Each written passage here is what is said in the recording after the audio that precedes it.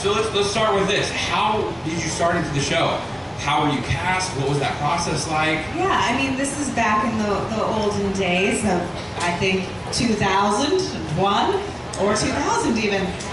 But they were doing a massive casting call because this was a big show. It was like a 13-episode pickup, which never happened back then. Now with streamers and stuff like that, it's more common. And so they were doing a casting call all over, I think, the world. And so there was a casting director in Vancouver, and I was new, and I was just auditioning for a bunch of stuff. And I went in and I read, and they liked me, so they brought me in to test, and I went to LA, which was my first time in Los Angeles ever in my life. My agent picked me up to take me to LA, and I met David Nutter and all the Warner Brothers people, and yeah, and then I got the job.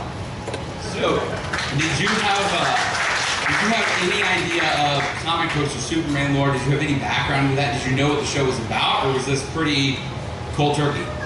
Well, my uncle had a comic shop when I was young.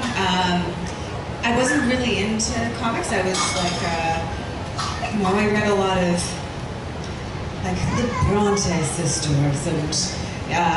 and when I was really little, it was like Anne of Green Gables, and it wasn't a world that I was really aware of at the time. I obviously knew the stories, but I didn't pick up a comic book and read it.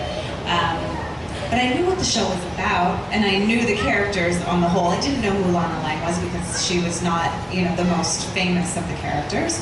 But I knew the basics, but that's about it.